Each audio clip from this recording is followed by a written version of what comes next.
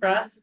Yep. So, I just would like to hear like kind of what the latest thinking is from the trust on that project, just because it affects. Yep. I think, having 400,000 go to Winter Valley, I've heard that HUD is a holdup now on funding, but it'd be nice to see that the dollars are actually going to projects moving forward again. Yep. Point. Yep. But I understand if they're not like, it's not in anyone's control, but it would just be good to have a kind of a status update, just like status updates on some of the other projects. I'll mention that to her as well. Yeah. Great, thanks. Just one thing on the budget, I would note. If we don't have significant applications from the historic preservation, we have to dedicate at least 105,000, 10% for that, some of which we won't spend. But if we take that 105 out, that would leave us with $892,000 we could allocate this year. So that would give us more both for affordable housing and parks, open space and rec, if we wanted to, to spend everything other than what we set aside for historic. Yep. I can't see a place to raise my hand. But I wanted to say that it's too early, in my view, to sort of think about the town farm because they haven't awarded the bid yet. And so I don't see how that happens in this fiscal year. But maybe it will. I mean, that's that'd be wonderful. But the way these clowns have been working, it doesn't seem likely. So that it may be that that's something that we would fund in the next year, not this one. Yeah, Well, I think Cheryl, was maybe talking about what they've done with the money we've already awarded, or what the prospects of, I know there's been some general discussion about the need at Town Farm, depending on the type of proposal that eventually. Right. Yeah. Gets approved, if a proposal gets approved, and what type True. of proposal. I think even in the discussion of in the review committee that Cheryl and I were on, some of the abutters who want lower density understood that might mean a higher subsidy from the town or from the Affordable Housing Trust. Yeah. As a trade-off there. So I was getting at, yeah, and I think Julie can speak. Yeah, that's fair. I mean, I'm just saying that it's not going to be concrete, but in my experience of dealing with these projects and affordable housing trusts, it's like, it's forever. I've got one in Grafton that's been going on for 4 years. So they haven't even got a building permit yet. Yeah. All right. So why don't we move down the list here. The Winter Valley parcel is the next one on this list here using Julia's spreadsheet here. So that got taken out of historic preservation and put into open space. That's why I read this list. Oh.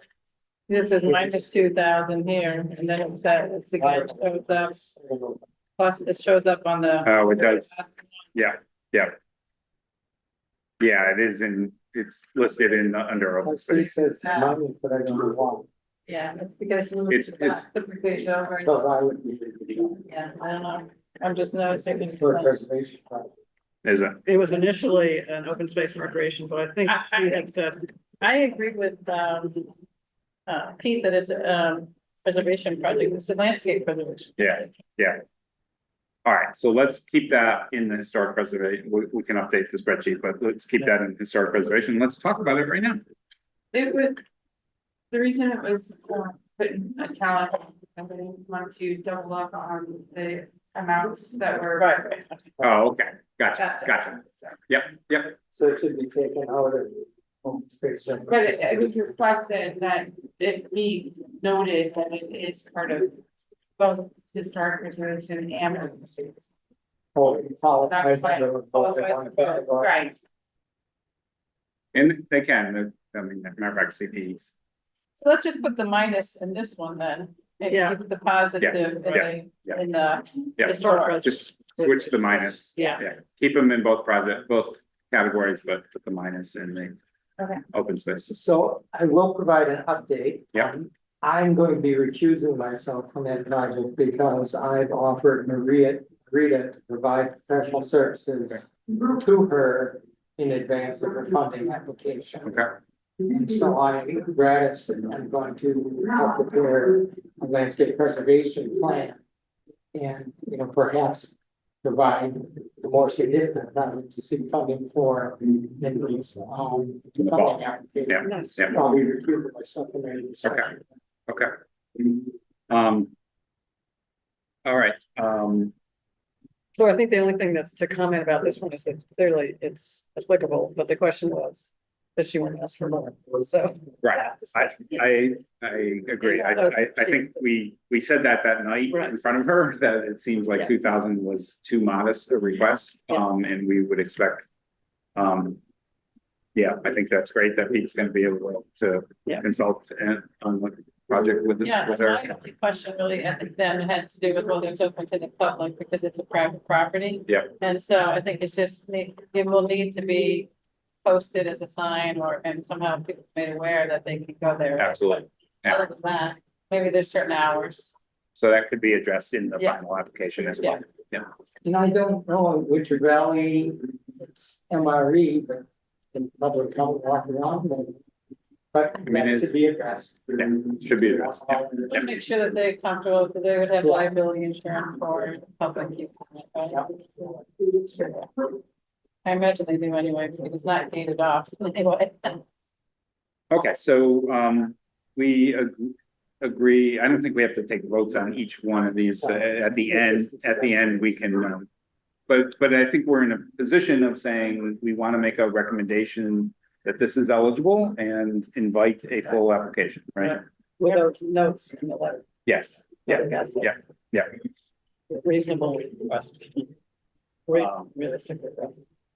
Okay, so remember what we've done in the past. I think we've just In the voted. past, we've never voted, Tom. We just, we just went through it like you're Okay. doing. I don't think Okay. there's no need to have a formal vote because it's just telling, passing on to the next stage. Okay, thanks. And Rob. you'll have it covered in minutes anyways.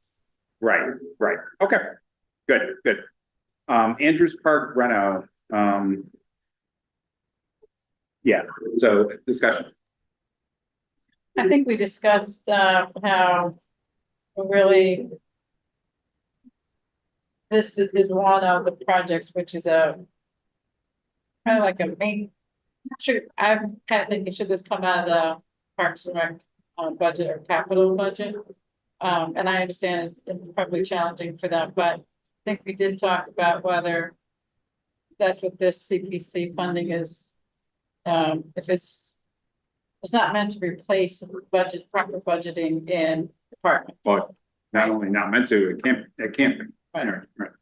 So, so that was my only, I I guess- would disagree with the fact that it's maintenance. This is a new field, Cheryl. So there's a big difference between like mowing or just like putting seed down. This is full replacement of that field. And that's why it costs $300,000 to do that. So I think you're pretty aware that the Parks and Rec budget is minuscule on a yearly basis. So, if we're going to get major improvements to any of our fields and reconstruct them, this is a big difference. It's reconstructing a field where, it takes a lot to reconstruct a field for proper drainage, for aeration, for everything that's needed there. So over the long term, that we wouldn't need a long maintenance. So this is a long, battle even in this town, because there's a big battle over turf and not turf. And, and if we want to have good grass fields, then we need to reconstruct our grass fields. So that's just a counterpoint to the whole turf discussion and everything else that's happening in town. So I just want to say that this project is clearly eligible. So to make it ineligible because it's maintenance would be a mistake. So at this term, I think it's absolutely eligible. Whether we want to fund it is up to the committee, but I will say it's clearly eligible. Eligible, there's a lot of difference between maintenance and capital reconstruction. And so, I think it's eligible. We did discuss a little bit about this being put forward in advance of the master plan, which is going to establish priorities, but that's, perhaps for later. discussion. Yeah, how do you, just on that issue, Rob, how do you feel about that? The issue Pete just raised about, obviously the master plan. It doesn't mean we have to take a pause on all. Yeah, open space funding. here I'm torn between those 2 points because my wife is the one who wants to reconstruct the field, but I'm also leading the charge with this master plan. And to be honest, I would, it's hard for me to fund things with like huge dollar amounts until that master plan is gone through. That being said, this money wouldn't be available till next spring and summer. So with our schedule for master planning, it's also it's a little bit, about timing too. So I think the master planning and everything will happen while, we're also reviewing this application. But one of the things that the master plan is gonna do is looking at everything and establish priorities. It Whether will, this will float to the top, or if there's other things that will come first, Right, but I do agree it's eligible. right. So, a question, Rob, it has, Parks and Rec, how do they decide when their facilities are in need of a capital project? The department itself hasn't had a capital plan? No, they do, and they have capital planning, but they don't have money for like major reconstruction projects like this, right? Usually it's Band-Aids to kind of solve them, or they're turning over fields. So to your point, like a softball field like Kelly this year, obviously we've had a ton of rain and it's basically made that field unusable. That will get turned over this summer. And that should help the drainage, but there's a major difference between something like that. Whereas what I was saying is this is really reconstruction. Pete knows this. They're going to go down layer upon layers to make sure that this field is sustainable over the long term. And so that really helps the conditions long term, but it's still a good amount of money to do that. So how have they handled something like that in the past? Like they went for the lower Guile field, I'm not gonna call what surface it is, just call it lower Guile. Yeah. And say that, they want for capital funding, right, and, appropriations. I'm not trying to, put a damper on this, I just wanna. No, I know, and I get it. But I think every project, right, is looking for money because the town's broke. Let's be real. I mean, we just passed an override of $9 million, and that was a level set override. So let's not, we all know where the financial, where we are financially with the town. So whatever program that we can use for a number of things, and the CPC was there to use it. I think that's why, folks are using it.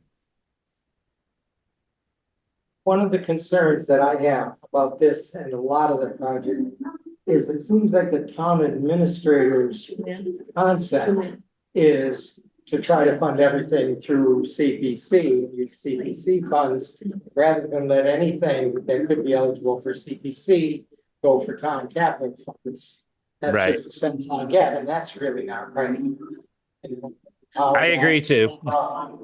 100%. Put everything he can off out of CPC, so he doesn't have to spend town capital budget on something that could qualify for this.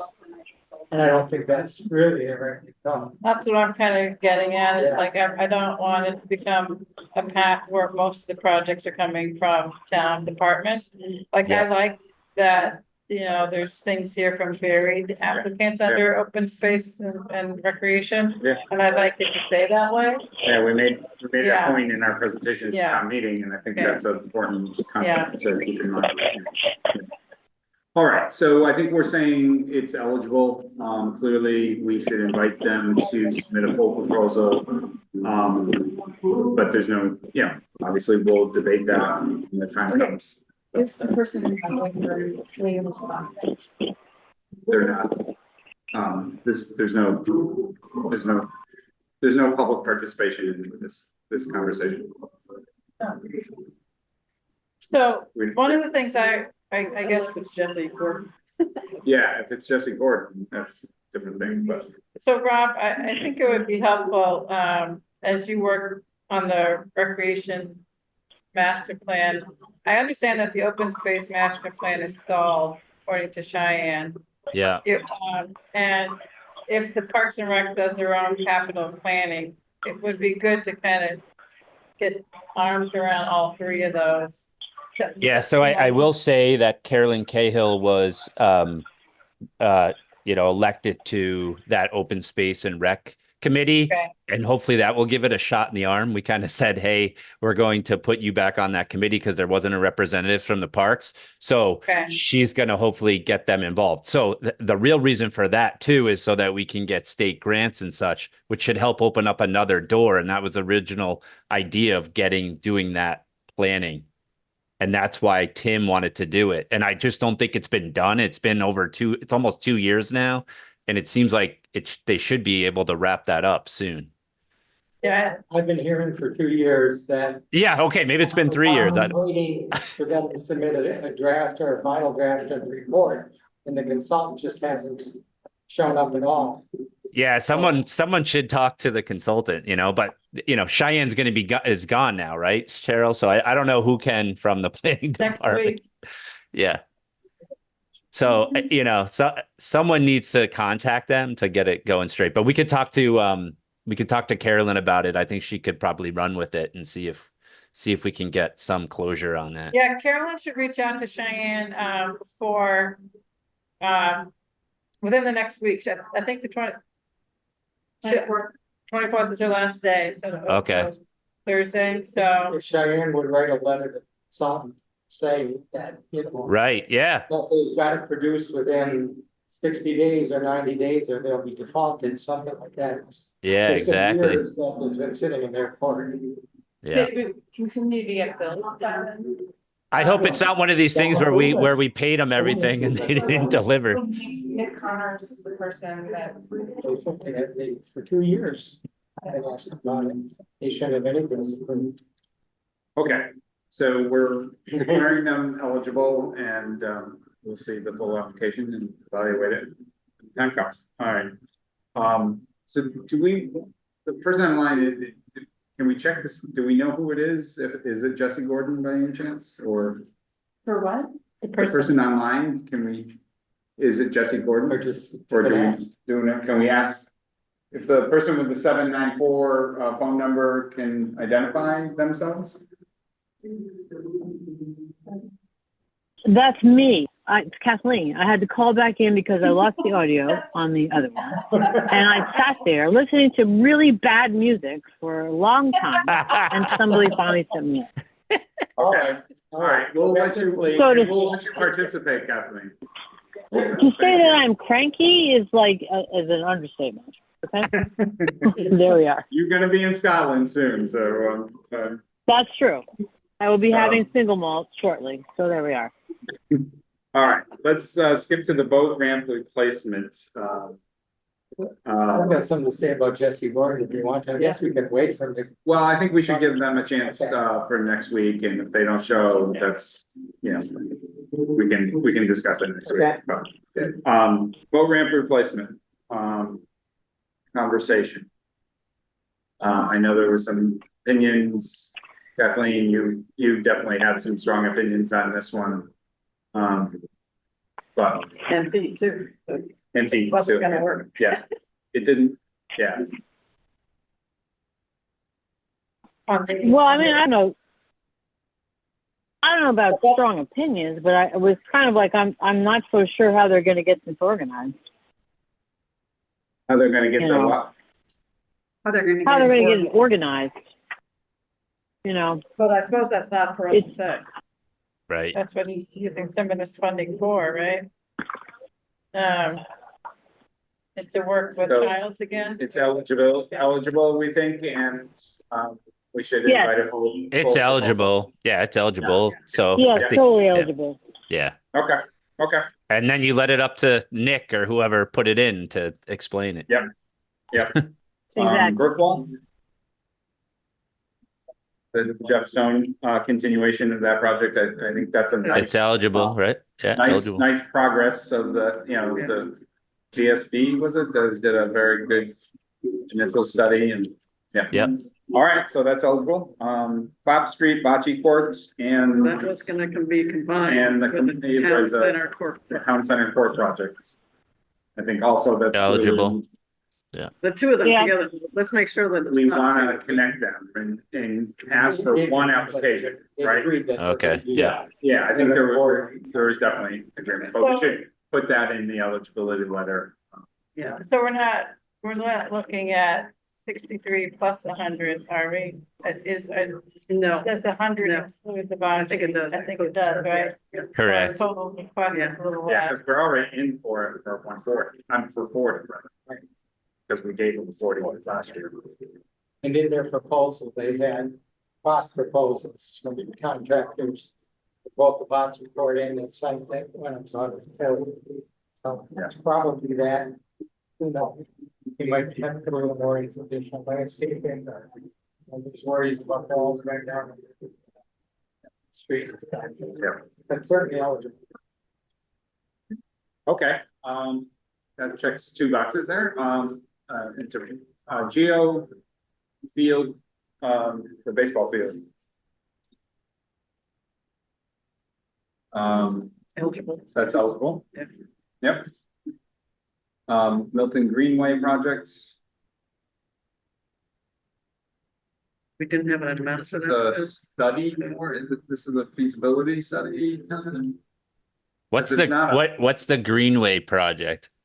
So it's sort of, Concept for how to combine a linear way of travel from the estuary, the other side of Granite Avenue, all the way over to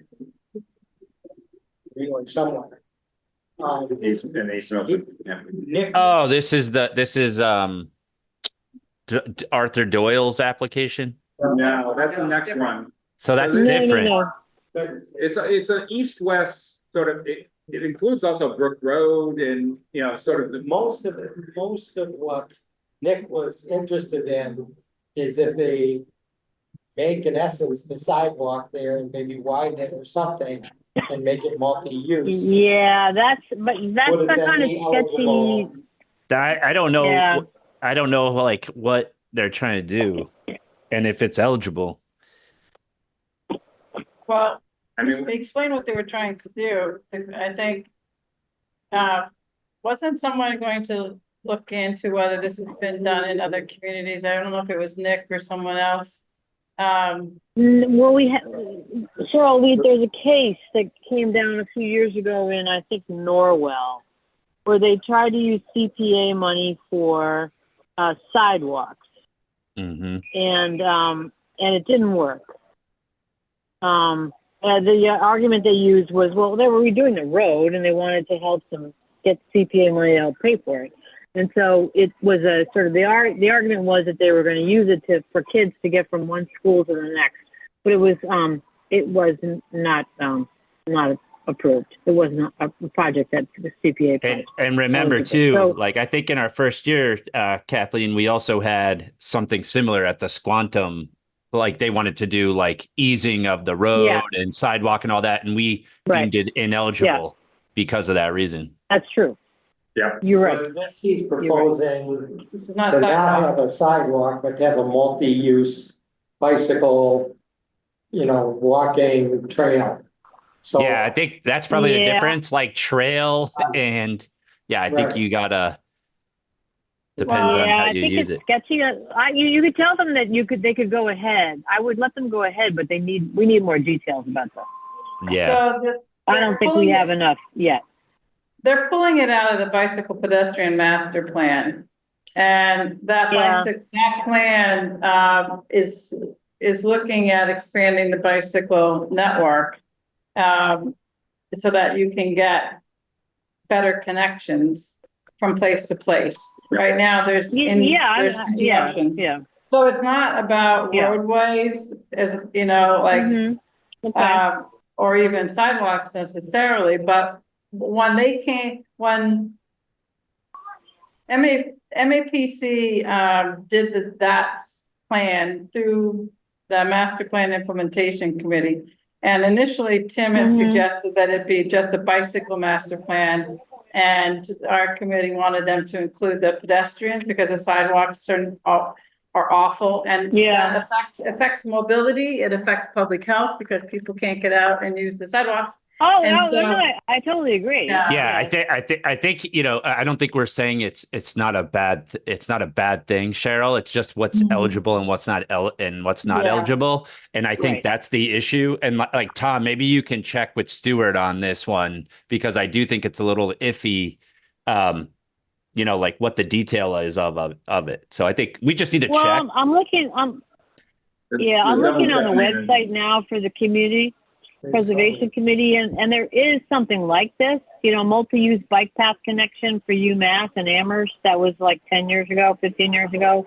I mean, Okay. so there are Some things examples. that have been done like this, Yep. but we need better More detail info. about what they've actually planned. Yeah. Yeah, and there's also some nice connections, at least potential connections of this project with the Arthur Doyle project that we're gonna discuss next. Yeah, and the definitely. estuary, right? If they build out that rail trail there, you know, one of the roads they talked about was Granite Ave and putting in a nice bike, multi-use path. Leading from East Milton Square down to that area, which would Well, be, you know. Yeah. There's a lot of potential interesting ideas in here, but okay, so I think I'm hearing, you know, it's eligible, but we need a lot more detail. We need a lot more specifics detail. Yeah. about the multi-use nature of these trails and paths that we're talking about. And the Yeah. cost. And obviously costs, yeah. So, Did you say? but this would be a study, really, is what they're proposing. Yeah, this one, yeah. Okay, Right. What was this called in the eligibility? Yeah. Milton Greenway is it's called. Oh, it's from Milton Green, Yeah. okay, thanks. All right, the next conversations are on the Neponset Estuary Trail. I also think this is obviously Eligible. Yeah. That I'm one's easy. concerned about the details of their proposal, and I don't know if we discuss that and give it, you know, provide it in a letter to them, inviting them.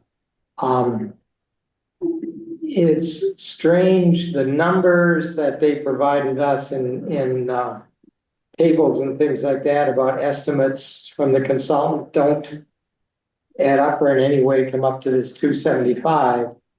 And as I understand it, they're proposing to design their 3 phases and just permit one. Personally, I thought it was a lot of money that they're proposing for the design and permitting. And I would rather see them just design and permit the first phase Mhm. as something that we could, you know, conceivably move forward with. I don't think. So I think we can ask them. I think they heard, I think they heard that in the. They said they would, yeah. And I think they acknowledged that they could do that. I think maybe they can present multiple budgets so that we as a committee have some different things or different options to look at from that perspective. I think that's a good point. Now, one, I talked to Arthur about it the other day, and he was very disappointed in the consultant. I think they're moving on to some different organization than that one. Because those people, That's all they you had know, with them that night? yes, so Okay. my one question is will this have to go out to public bid? You know, so that's the other question. It's under the town, right? The Conservation Commission would be under it. So it would have to go out to public bid anyways. So even though, right. even though Arthur could get a design budget or whatever for us, it doesn't really mean anything because they'll just base that budget and then go out to RFP. Right. You're right. Well, they don't have to go to RFP, well, they do at 200 and some thousand, but they don't have to, Yeah, they would. I think it's anything over 50K yeah. now. Yeah. All right, so we're gonna issue an eligibility, letter. It's for them. eligible. The one thing I would say on this is they also checked the, historic preservation box. And so I think we should list this one, somehow like the other one in both categories. How does it get in the historic? Yeah. Well, There actually, is. it is historic. I mean, because It's a historic that's real. site. So, But what they're proposing is. It's a Yeah. well, so the old rail line is there. And then that Mount Hope Canal was dug, you know, in the 1800s to move granite to the Mount Hope Cemetery, we think. And then there's, in that same area is the old penny ferry that was run by Isaac Stoughton that crossed over to Dorchester. You know, there's going to be storyboards and all kinds of stuff talking about the activities that were there for, you know, 200 years. Yeah, it does have some, I mean. I agree, the site is historic, very historic. But what they're proposing to put a multi-use trail, or even if it's not paved, on the old railroad line, there's nothing historic about that activity. There's certainly in some of the other phases, there very well might be historic components, but although it's a historic site, what they're proposing isn't historic. Well, how is that different than what Winter Valley is proposing? They're proposing a restoration of the historic design of that landscape. I agree with Pete, and I would say maybe some piece of funding for the storyboards and because I think it's important to have it, you know. But I agree with Pete that that's not the bulk of the funding. Okay. that's not preservation. Putting the storyboards there is not preservation. Right, and I'm not even sure that's, the storyboards are CPA eligible even. But anyways, but okay, let's scratch that suggestion and keep it in the open space category and declare them eligible. All right, Peverly Playground. Yes. There we go. Yep. We've got to get that one. Yep. And then Town Center, Fort Park, we already dealt with. Tucker School Playground reno. Yeah. That's eligible. And so we've gone through our list, with the exception of the Affordable Housing Trust and the bicycle. And the wharf park we need to talk about. Well, that's the next thing. That's your next item? Okay. Yeah. So, okay, so anything else? Yeah, I mean, do we assume then that the letters go out now, or do we wait till next week? What's the pleasure of the committee? I think we wait until you get the last applications discussed next week. Yeah, it's only a week Yeah. away. Yeah, I agree. Wait. We can wait until next week, so. You can get them ready. Just remind me about the Greenway that's eligible. Yes, yeah. But we need detail. We need to ask them to really detail. And he's got to convince us that it's eligible. So we could refer him to the CPC website, right? You said that you There's several. Yeah. So maybe the letters can be prepared, so it's just next week and just be. Yeah, that's a good idea. Yeah. So Julia, maybe you and I can work on the letters during the week and then, or before next Tuesday, and then we can have them ready to go for next I week. think it's important that these letters, where we have questions or things like that, we, you know, identify they those, have, you know, we'd like Agree. more detail here, Yeah. or emphasize this or whatever. Yeah. So I can take the first stab at drafting those, Julia, and then we can bring them to the committee It's first. probably a standard one, just a couple of them. Yeah. I mean, there's been initial emails that have gone out saying that they are approved for eligibility. But there haven't been. If you need one to write, then I think there's some here that. Yeah. Stuff there right now. That would have been inappropriate. Well, Nobody's been approved for eligibility by this committee as of yet.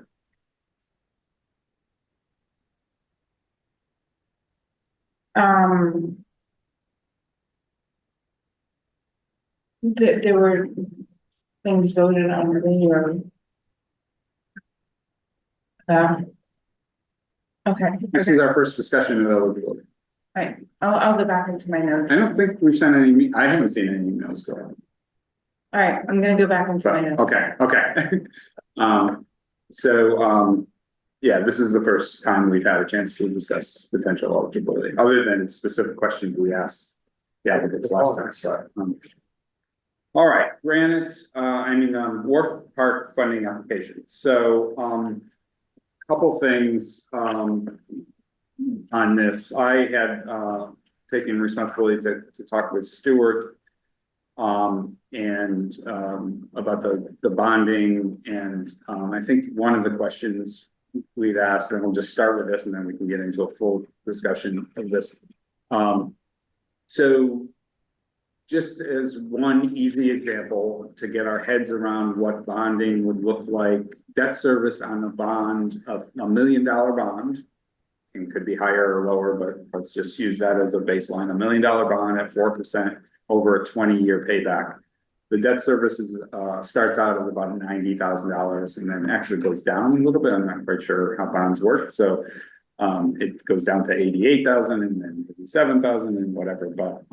But so in rough terms, if 4% was a bond interest rate, 20-year term for $1 million, it's a $90,000 hit in debt service on our budget every year for the next 20 years. And probably declining, but so just information, people that came up in our last discussion. So I wanted to, that's not a precise number, that doesn't come from Joanna. That's me using the CPC provided template spreadsheet that was used by, I forgot what town it's from, but it's from one of the other towns.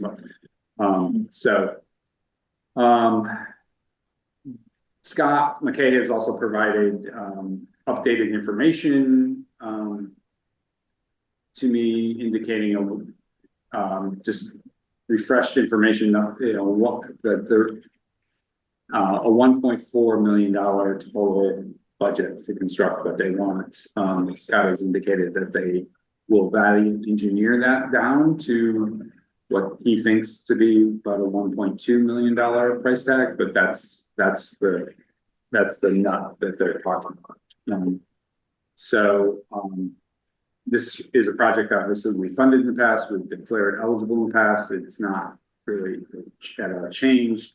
And I think the question on the table is, do we allow a full application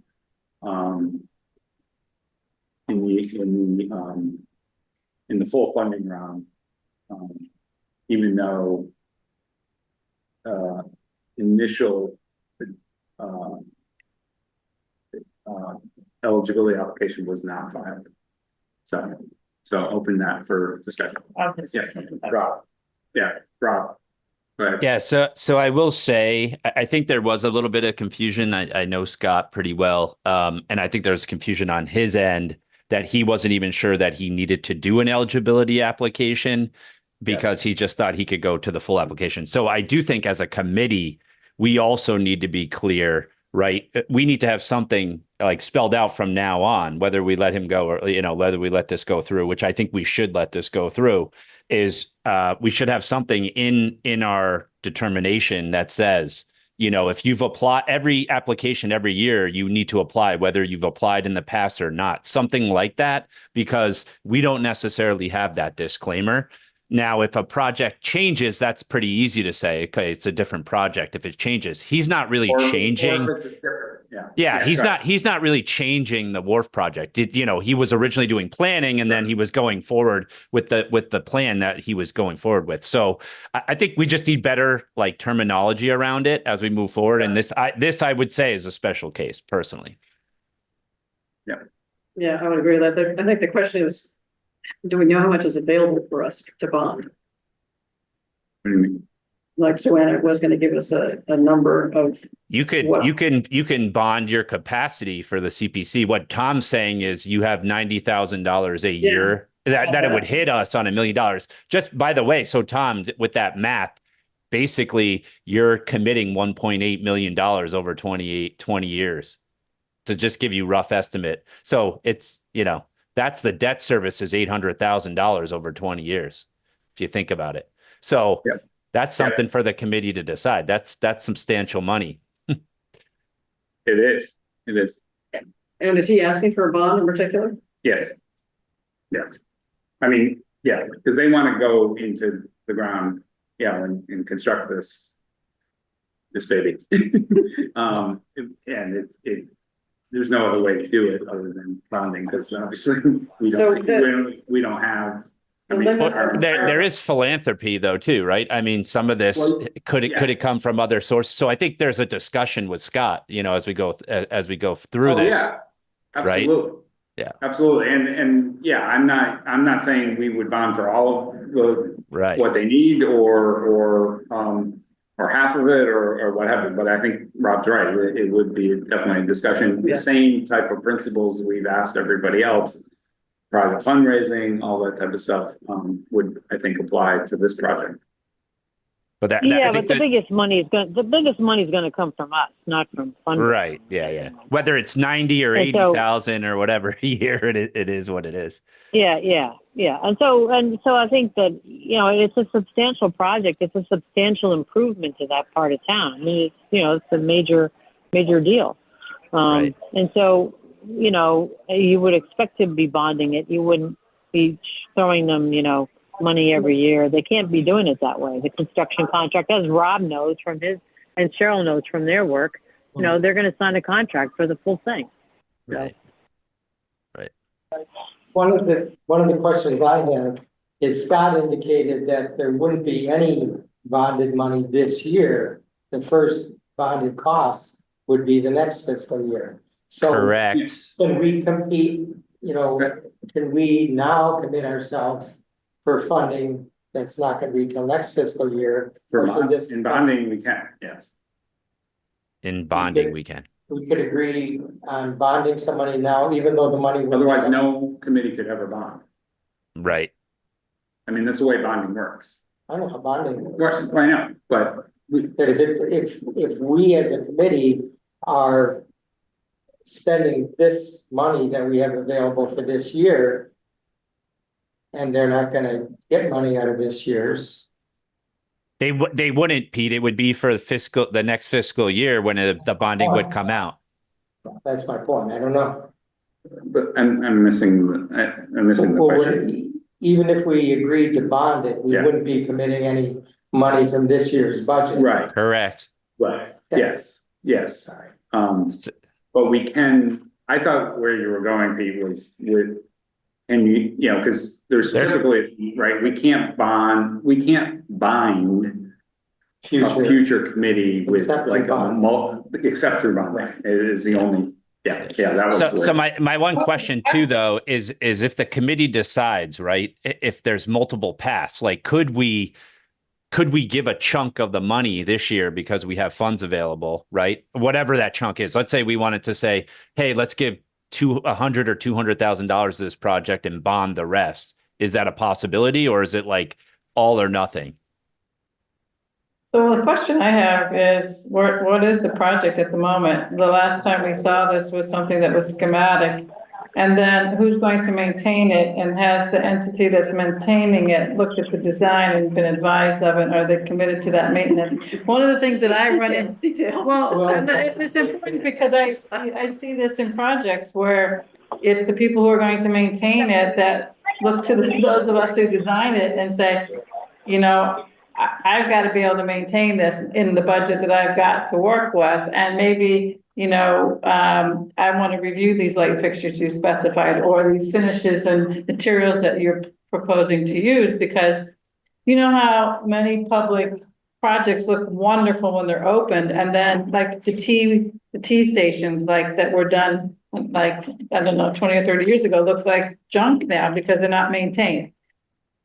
There was a beautiful library in Alston done in wood, and I remember thinking, God, are they gonna be able to maintain that? No, they weren't. It looked awful after a period.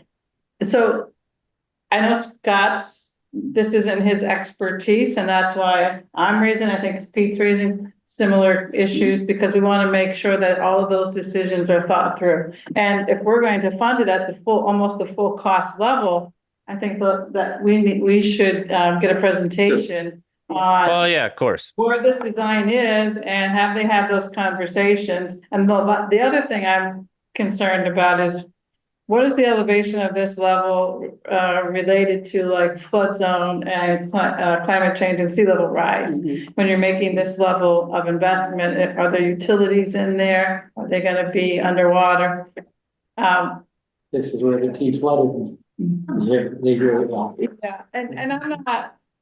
And these are just due diligence kinds of questions that are important for any capital project, So- in my mind. So let's put that aside for a second, because I think the question before us tonight is, Is eligibility. is eligibility, and do we let them submit a full application in the full funding round? Or would, to your questions, do we want to invite Scott in for next Tuesday? And hear his updated presentation at this stage, or wait till September or October when we meet with to me, it thinks we have three decisions, or we have three options. We could say, well, they didn't technically submit an eligibility application, so we're not gonna entertain them. We could say, come to us next week with all available information you have at this point and present to us what you have. We'll make a final decision on eligibility next week, like we will on, finalize every eligibility decision. Or three, just skip that and say, well, of course it's eligible. We've declared it eligible multiple times, and let Scott come in September 26th by the deadline, and with the full proposal. So we don't entertain. Can I make invite him in Tuesday? Can I make a recommendation? Absolutely. Can we go forward with your number 3? Because I believe it's eligible, and I think we should allow him to come in, but also give him your number 2 and say, hey, can you come before us next week? I mean, he may or may not be able to come before us, so I just want to make sure that he's I don't still think eligible. that's fair. I don't think that's fair to expect him to come up and answer all of Cheryl's questions by next week. No, I and think I don't. Yeah. I think Yeah. it's eligible. I think he should go forward, and I think we should say that in September we want to hear more about it. And I think going back to Rob's question about whether we should just fund them and then bond the rest, my thought on it is it makes more sense to just bond the freaking thing, period. And then, and then use the rest of the money for something else. I think we have this project. Usually you just bond one project and you just stick with that, and then you don't sort of split it up between annual, payments and then the bond. We just bond it and borrow the money and spend it, in accordance with the grant agreement or whatever they're going to submit. But I think that's the easiest way to do it. Okay. So I have a question about sorry, Pete, just want to stay on this. Go ahead. On the bonding amount, does that count towards the 10% required for open space, or does that? Does the debt Yeah. service apply to it? Yeah. I Right. think- For yeah, next year. doesn't it? Yeah, it'd be for the following year. It's But not- yes, it would apply Yeah. towards the 10%. Absolutely. Yeah. Yeah. So I still have a question about the bonding amount in terms of how much we can draw, I guess, is it? So you're talking about a bond cap for the town? you mean? Yeah, Okay, I don't know the answer to that. and wasn't the person of the town supposed to let us So know? Well, reach out the to Joe. CPA money, the CPA money is different than the rest of the bonding cap, borrowing cap for the town, because it's based upon the CPA revenue and the rate that we charge and all that sort of stuff. So it's that dedicated funding stream. And so it doesn't, as I recall, it doesn't go towards the cap of bonding for the entire town, because it has its own funding source. Because So how do we it's know not- how much is available for bonding then for the CPA? It's what the Well, current capacity. So how do Yeah. we know what that means? It's Budget.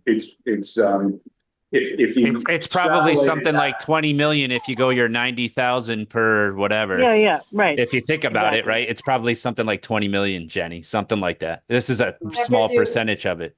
You'd want to be sure, I mean, you're basing your assumption on a continuous, revenue stream that's not necessarily But continuous. you can only Right, bond, right. you can only bond Mhm. on the town's portion of the revenue. Oh, right.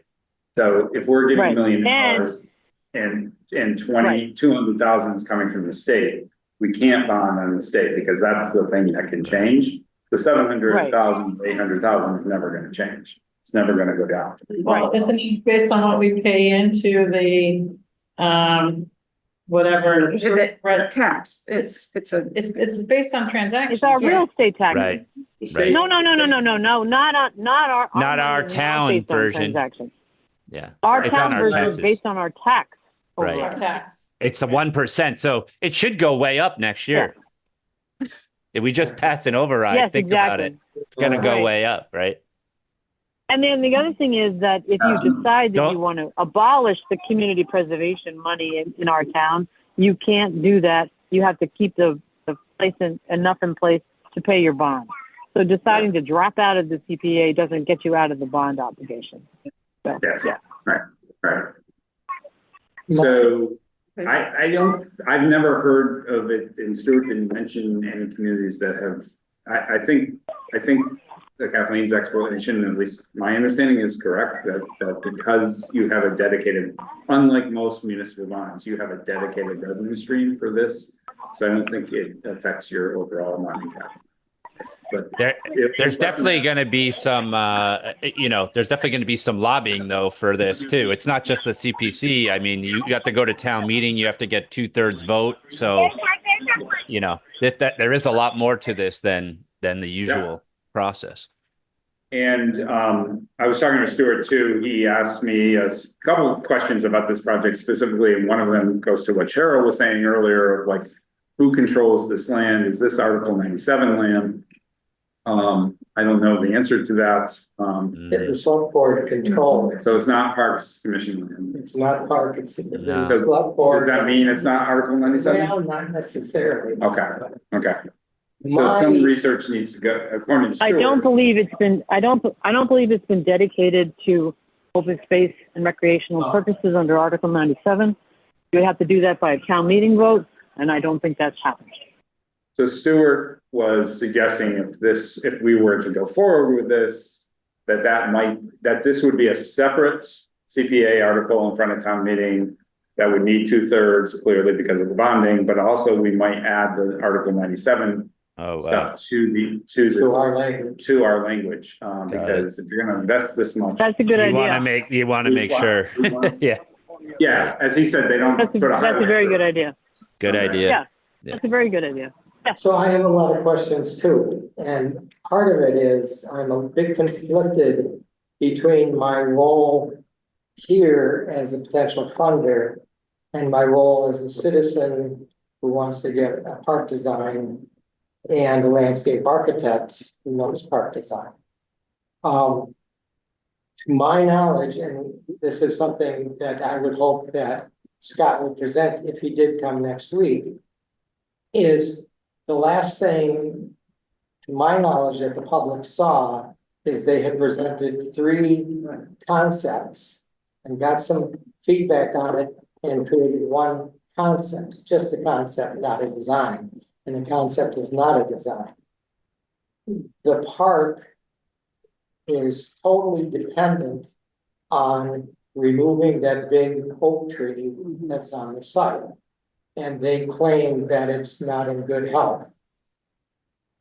As someone who's worked with tens of thousands of trees, I believe it's a perfectly healthy tree.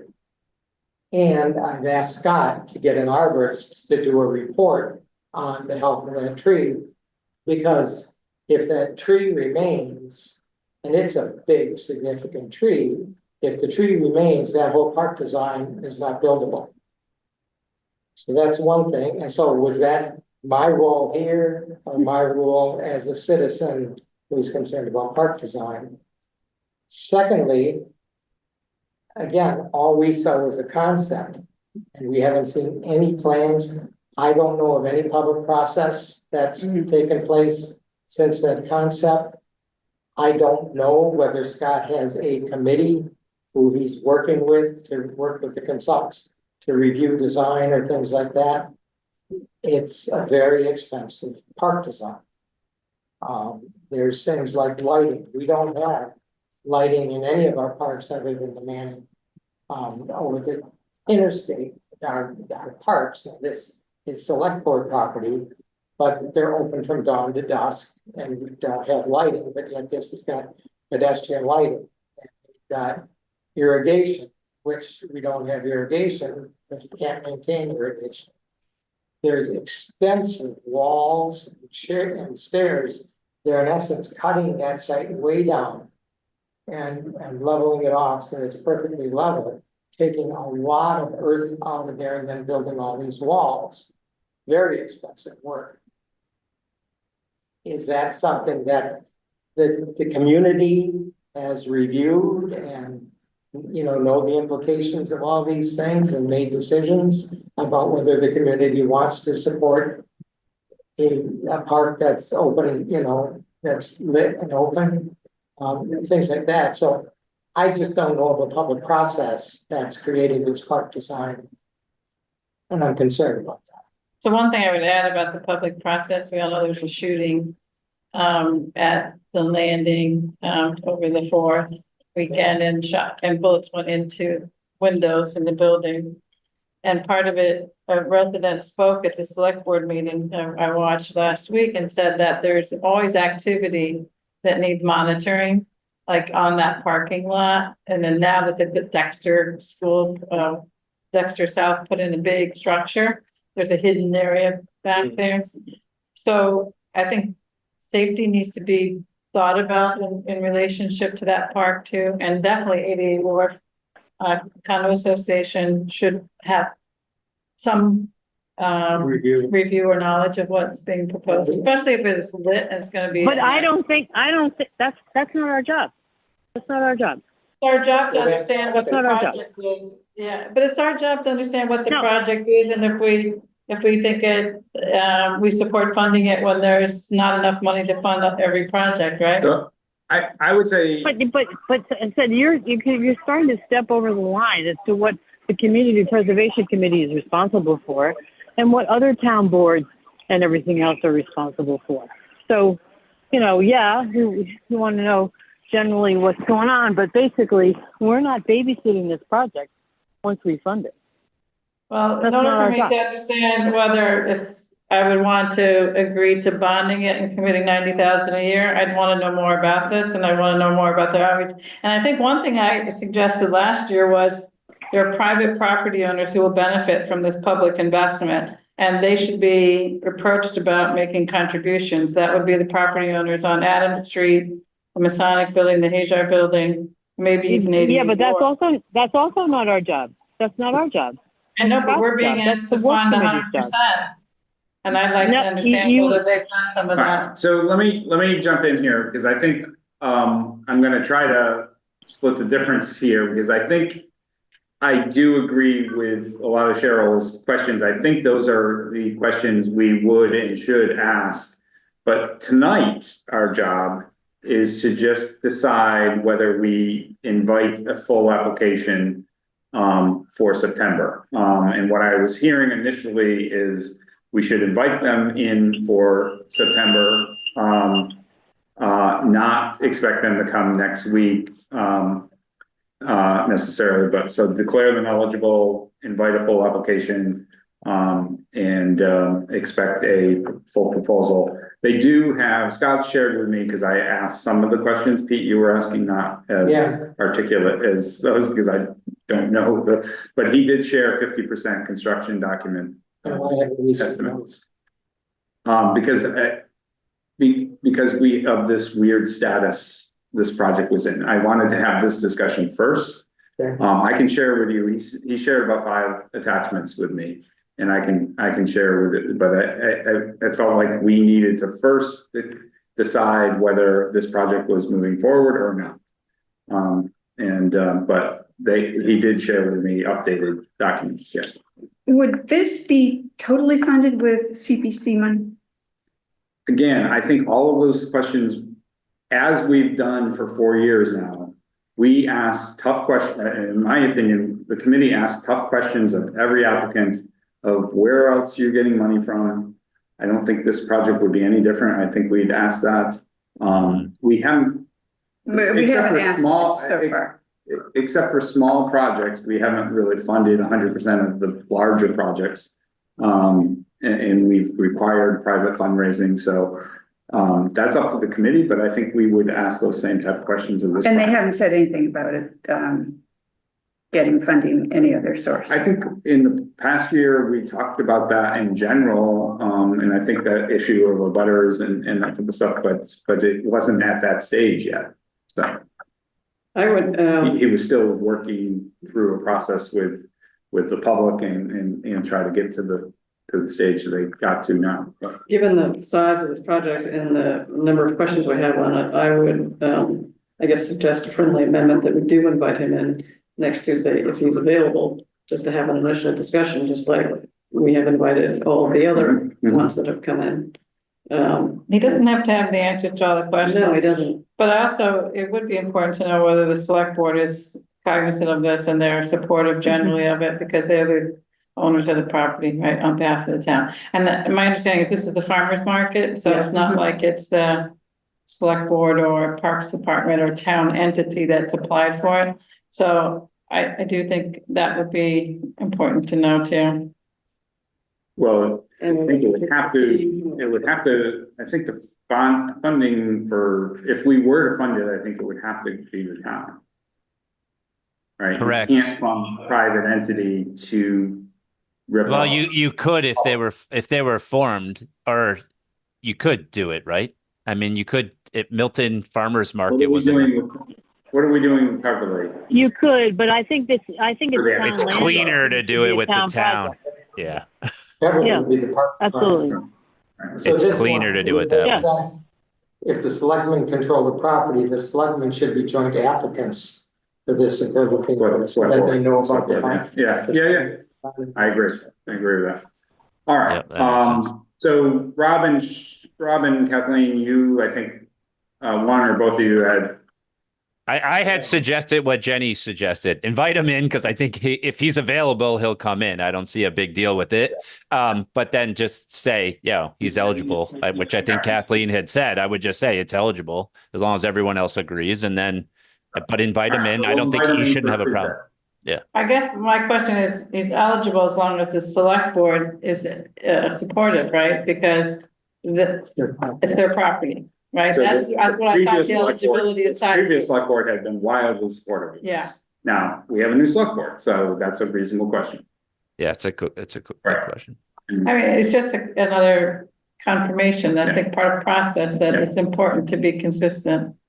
Yeah. Yeah, I mean, we do have 3 of the 5 members are the same, but that select board had been in unanimous support. It's true, like, you love an idea of improvements there, but are they supportive of $1.2 million and whatever the projected maintenance budget is? Now, you're talking something that's beyond a concept, and you're talking something that dollars and cents and maintenance, et cetera. Okay. I think that's a really important point, is that are they supportive of the concept, or do they know enough about the actual plan as it has developed to be supportive of that because of all of the issues that you brought up?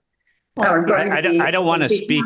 I don't want to speak for Scott, but what I do know, and he knows, is like he knows that there's a lot more ahead for this project in a design process, right? So all the things that Cheryl's looking for and Pete's looking for, he's got planned, but it's also about getting the funding secured for this project, right? So he's looking at this over like a 2-year time period. So he's told Tom he wants to bond in 2 years, but he needs to do all this planning. Remember, this wouldn't even be granted anything fiscally for a while. So that's the big thing here. Yeah, so it seems to me it's early for the commitment of the bonding based on where the project is, at least maybe it's further and it has all these answers. But remember though, Cheryl, it's not till next May that this would even go to town meeting, right? And you wouldn't really approve this until, and you don't get the money whenever. until fiscal 2027. Well, I So that- understand, Fiscal if it's a 2027. project that the select board doesn't finally approve happening in, let's say, in October, and we've already said that, you know, we're approving the bonding, we've committed to this bonding for 20 years. But- and but we're don't not, right? solve the So- issue. So We all wouldn't I'm make a saying, right? recommendation to- Yeah, We all wouldn't we make a have to decide recommendation. today is eligibility, Cheryl. So we're saying, hey, it's eligible, but we're not going to, because we know in a year we don't typically vote till the end of the year. It's not usually till December, right, or whatever. Well, the whole reason we're saying that this is eligible now is because there's only asking for bonding, because an application wasn't submitted. Right, so it is all tied to what's the No, status. No. Cheryl, that's not right. All we're Yeah. trying to decide is whether or not it's applicable, whether the application is eligible. Eligible. That's Period. it. It's yeah, period. It just means like this is potentially it could be funded is basically what you're going to say. You don't want to rule out in this Yeah. early stage, Cheryl. Like you want to rule out projects that you can just say, hey, this isn't possibility, but you're not committing Well, we anything really apply. by saying, They didn't apply is the question, right? Really? Well, they did a year ago. Yeah, but others have reapplied, like Beverly, like. Well, we weren't very we weren't very clear about to that. be yeah, That's exactly. That's our problem. We Yeah. weren't clear about it. Yeah. And if they're So the already in the others pipeline, why do knew- they have to reapply? Yeah. So the others though, did they reach out like Beverly or Forbes House or? I know that the lockup is got stalled or whatever happened, but they came back more than once. And others. Forbes didn't do it this year. Yeah, And so, Well, it was a different- you know, it was a different project. so, But it was a different project. That's the yeah, difference. so then it's. so, yeah, so, Ponds Estuary, it's the Pine Tree Brook Walk, and it's Beverly Park that all have come back for additional with additional applications. So I think. well, so Cheryl, but, so I have to get on a plane soon, so I'm cutting this short. Everybody wants to- So I just want to say, aren't we just deciding whether or not it's eligible or not? And we should just take a vote that says whether it's eligible or not. And Yes. then, you know, then you can have the rest of the discussion. But, you know, and Cheryl seems to be leaning to the fact that it's not eligible, but let's just take a vote. We're gonna save the votes till next week on the complete eligibility. I think the issue here is, what I'm hearing is a desire to invite Scott in for next Tuesday to present the project as it's currently stands. And then we can debate this along with, I mean, we've made preliminary decisions tonight on most of the eligibility applications in front of us, but we can then make a final decision on next Tuesday, whether this gets invited for a full funding round, to the full funding round. That sounds good. So I think the only decision I see is, do we invite him in for next Tuesday? And I'm hearing we should do that. Yes, agree. Yes, Okay. yes. Okay, right, okay, all right, so I will reach out to Scott and I'll reach out to him tonight and give him a heads up. You might want to tell him to get to call the select board as well in your discussion. Because it sounds like that's a part of it, reaching out to the select board too. I don't know if he can get a decision from the select board within a week, but he should be able to have an idea. Yeah, I mean, I don't know the specific answer to that question. I know from past conversations, they have been Very supportive. They have been well, yes, they've been supportive, but the Wharf Park folks have been treating the select board as a full partner in this and Right. really keeping them up to date. Now, we have had a change in the select board and there's 2 new members who don't have a history with this project, right? Scott, the previous 5 select board members, Scott had been talking to for 2 years, Winston and Megan are new, so what Scott's done, I can't speak to that, with bringing the new members up to speed, whether there's been any formal or informal conversations, but those are questions we can ask Scott next week. Can we also get a copy of the application? Yeah, now that we're decided, I will forward to you what Scott sent to me. I will forward to Julia so that appropriately Julia can send to the full committee the email and the attachments. I think he sent 5 attachments. which And that include was- the cost estimates What was that, the previous eligibility application? No, that's something he sent to me on June 24th. But what's the eligibility application that was basically, stayed and, The eligibility application we have from last year, you mean? yeah. Because he said that's what we're building on, right? we have that in our folders. We don't. I'm looking for it right now. I don't see it. And the 25 eligibility applications There's not an application from, from Wharf Park, there's only 3 in here. Pine Tree I Brook, think you're in the wrong master section. plan and Glover application. I think you must be in the wrong section. Tell me where to go. I mean, I'm just trying to find it under eligibility applications and then I go to 25, right? Halfway 25. Was it potentially 2024? I'm just wondering, was it? I know, I looked under 24 too and I didn't see it in there either. I don't know. I thought it was last year. Yeah, I thought so too. Well, just, so we're all on the same page. That's there, it's obviously in a different section. It's a different section because we got a lot more than 3 eligibility applications last year. Right. So, So if we could, maybe Julie, if you could find that and send that out to everybody, so at least we know where we're starting from. yeah, Funding, but it's not There's the funding. funding application, I see.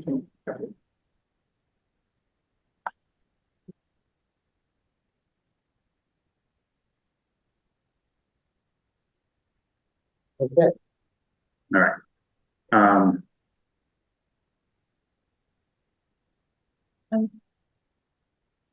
Okay, I see it under funding applications. I didn't see it under eligibility. Yeah, I guess I should clarify what Yeah, which folder it goes in. which folder goes where. Yeah, That would be Because it's all in there, it's just maybe not yeah, identifiable as clearly as it should be. so they requested 750,000 last year out of a total project cost of 1.1 million. So that goes to Linda's question earlier. They were not asking for 100% of funding last year. That was last year.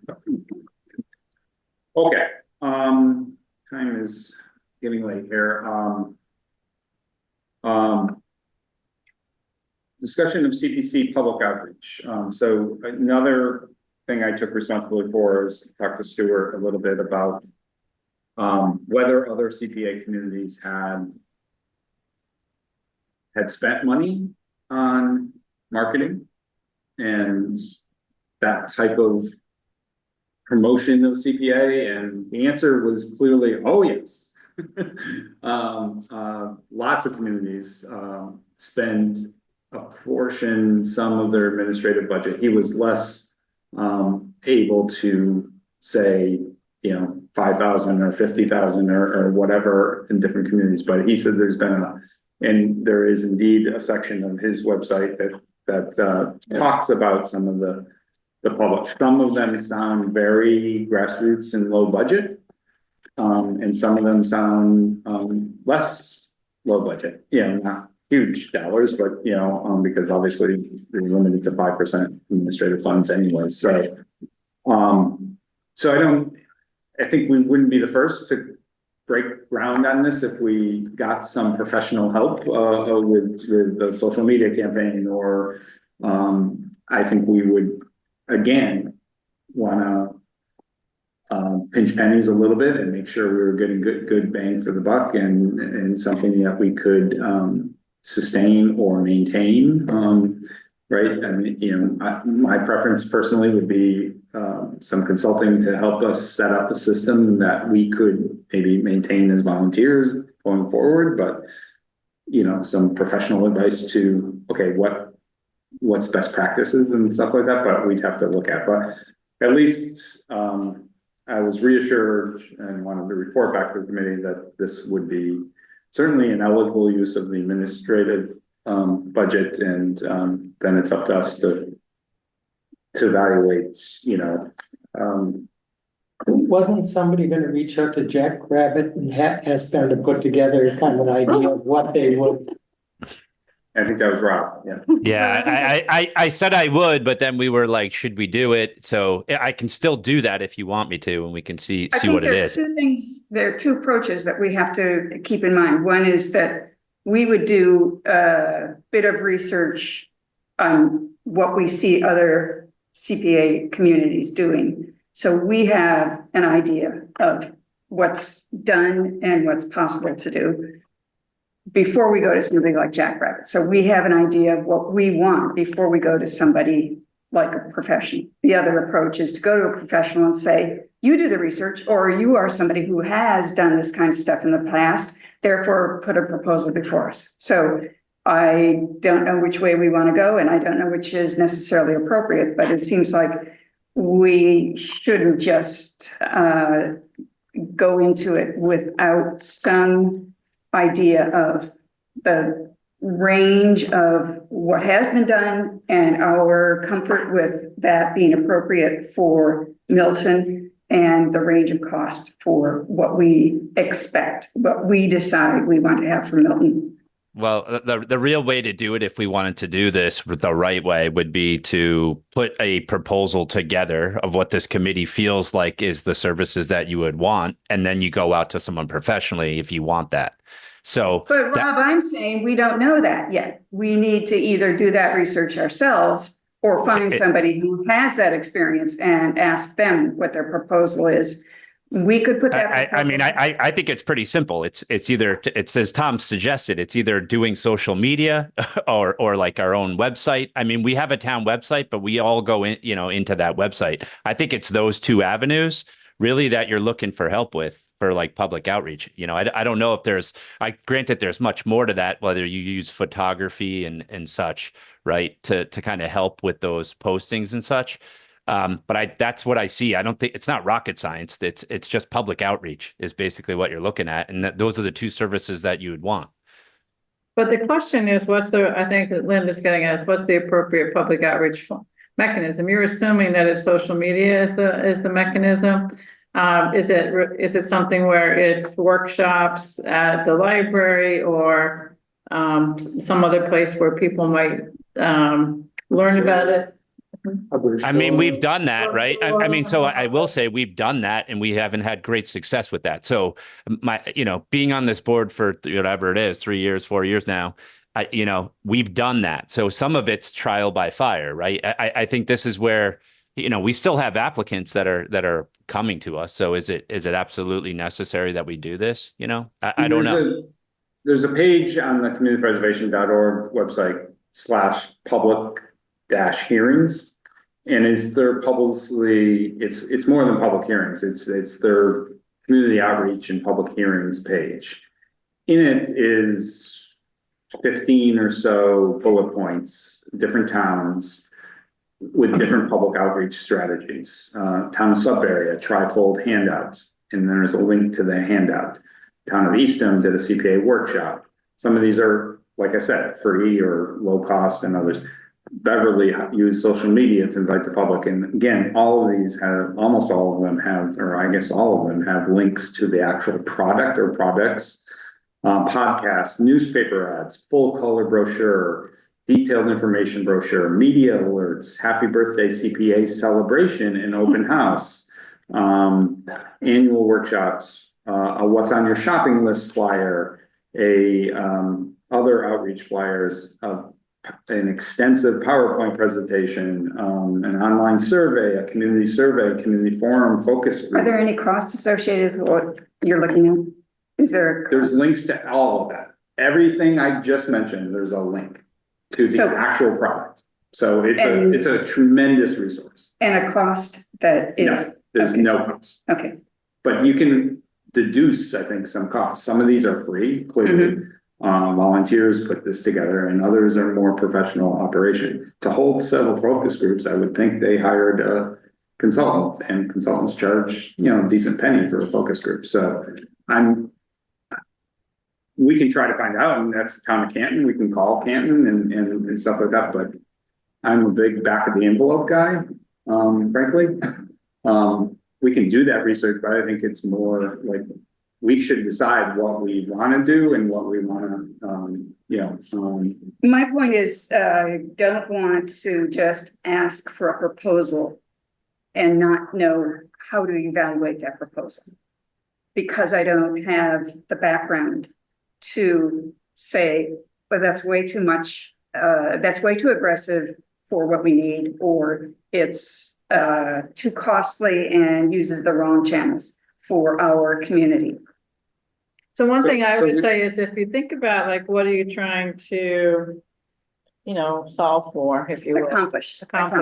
And one thing I would say that we have just the one landscape historic preservation applicant this year. So is there something, we've had a lot of them in my tenure, of recreation and open space. And we know the Affordable Housing Trust on the affordable housing, but are developers familiar with the opportunity? We know Tam Posey, applied this year, but are there groups that aren't as familiar that you want to target? So are there the property owners in Milton Village, for example, who own historic properties? Or, is it just a broad? So I think, it's an interesting juncture in the committee after a few years, kind of where are the successes and where do we think improvements can be made?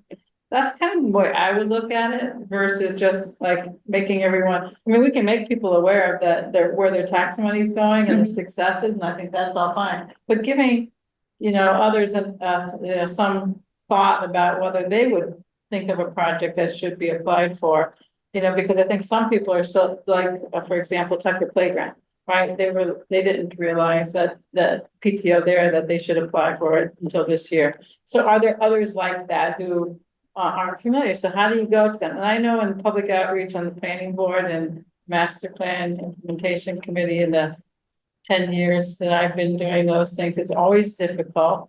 We've hired the MPIC and master plan implementation committee.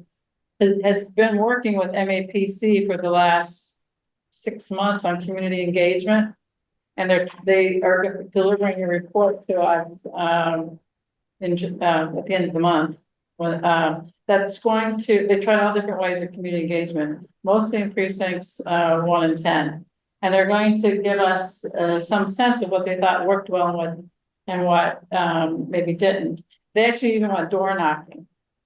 And they knocked on like close to 100 doors and left flyers to people. It's like, was tried to get public input. They didn't plan that in their first proposal to us. It was going to be different kinds of meetings. And so my point is, like, a lot of times what I've heard too with getting people publicly engaged in something, you have to go to them. Well, so I would suggest that that's part of one of the approaches that I was outlining, which is we need to figure out what the jobs we want done are. And I don't think we know that yet before we ask somebody for a proposal. So that's one part of the job that we think we need to have done. So rather than saying, let's put $10,000 towards a slideshow that you can get through our website, let's put $5,000 towards door knocking because that was effective. So do you see the distinction I'm making? It sounds like you need a subcommittee, and Linda should chair that subcommittee. Well, let's just say this, I can't chair it. I think a subcommittee would be good, but I can't chair it. So I think, and it's right that, like we go to Jackrabbit for social media strategies, maybe other strategies too. I'm looking, I did click on the Canton focus group one, for instance. So a 9-page written report from Jennifer Bolton is that she conducted. She's a consultant. She conducted those focus groups, 4 focus groups in a 4-day period in 2022. One on each subject: community housing, recreation, preservation, open space. So that costs. I know this woman. I don't know what her rates are, but that cost a decent penny. All right, so that's a focus group. That's not social media. I'm agreeing with you that we need to We need to identify what it is, whether it's What it social is. media, focus groups, is a whatever. Useful Yeah. exercise, or social media is a Right. useful And, exercise. and what I will tell you is that, you know, these focus groups are going to cost a ton more money, I think, than Well, this other then- thing, then we because know that we don't want focus groups, then we'll, Right. Not necessarily. well, I don't know if we do. Maybe we do want focus groups. I'm not sure, but I think I don't either. So, it's up to the committee to decide. So I think the committee, you know, like I said, we need to discuss what it is that we're trying to accomplish with this initiative. I agree. And, And I think we've outlined some yeah, good things to begin with, and I think we've outlined also places to look for that information. Do we think that the general public doesn't know we exist and that there's money out there? We had a meeting where we invited the had general meetings public. and had Very That poor was one. attendance. Yeah, that was. You know, when they sponsor a focus group, you know, do they get 10 people from the town? of Exactly. Milton? That's my worry. That's my worry. You wanna invest this money for 10 people to come to the meeting. We've got great coverage throughout our history and at every step of the way in the Milton Times. You know, a lot of people don't get the Times, but is it that the people who don't get the Times aren't then invested in Yeah, the community? I really don't know. I think Milton Access TV would be happy to The do TV. an interview with you, Tom. And we've And I got a think, thing on access too. I think though, if you think about it broadly, or if you think about like who your target audience is, not everyone is going to be applying for historic preservation funding. Not everyone's going to be applying for affordable housing funding. More people have ideas about open space, but I think it's a little easier for them to think about, I want a trail here, or I want, you know, something improved there. So it might be that to get more historic preservation applications, you know, maybe it's the planning department that when applicants are coming in or they're buying property or they're talking about doing a project, that they're made aware of it. Right? Like right now, what about JD Wild? He came to the planning board, got approval for the building at 2 Elliott, which is the Bank of America. I have to go, guys. Thanks. Bye. I'm fine. Don't miss your flight. Keep going. You know, but he didn't apply for any funding. He's restoring the building. Yeah, So is he aware of it? Right? So he's Yeah. going to do a project. Yeah. That's the kind of person you want to target. Definitely. He owns a lot of property in Milton Village, for example. it sounds He like prob- he doesn't need He the probably money. doesn't want to deal with it, Cheryl. He probably doesn't want to deal with Yeah, the that's very pain that possible. historic tax credits are. but So- for example, you know, maybe the historic commission and the historical society could, you know, have their feelers out there for who in town or what in town, you know, might be a good thing. I was very surprised that the Sturgis Fountain wasn't resubmitted this year. I know that was a bummer. That They was should a have bummer, resubmitted. and gotten it for sure.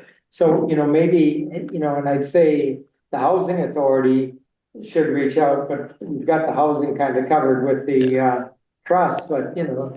I think we could do better with community outreach. And so that's just something as a committee, which we can do pro bono, is like, can we, instead of holding events, can we latch on to some community events that we know people are coming to, right? But have a table at. And I think I did it once before with like the Celebrate Milton. I was there with Wendy, I think. Me. And yeah, and a couple other people's, yeah, and with Julia. So I think there's other events, right? I think there's like the Halloween stroll that's coming up in the fall. We could set up a table at something here and do It that. sounds And I like think we're already having a committee discussion. And all of the ideas that we've just articulated are part of the things that I think Yeah. would come out of So committee one discussion.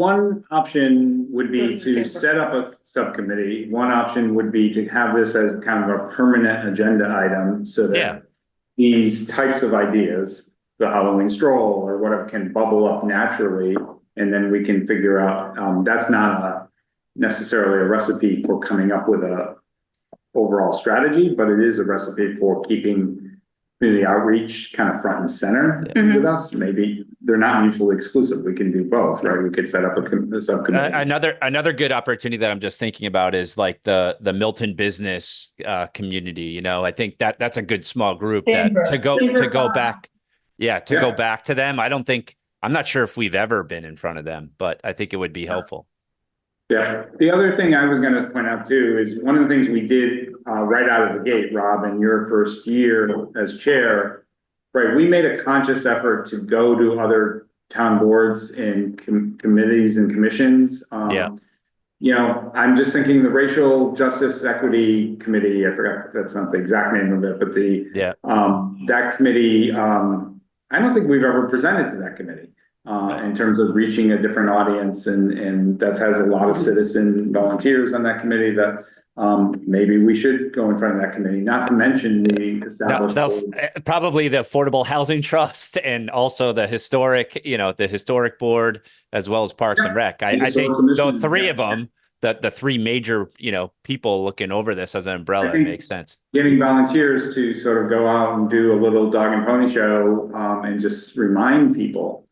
I think a lot of those people know we exist, but just a reminder that we are here and available for applications. I think we've just put forth a dozen good ideas that would be the basis of a committee discussion that could then be generating. The only thing about a committee Let me finish. That could then be generating a list of priorities of how we would want to spend a certain amount of money. And if we would go to somebody, a professional, and say, here's what we want to accomplish. Here are the things we can do for free. Here are things we need help with.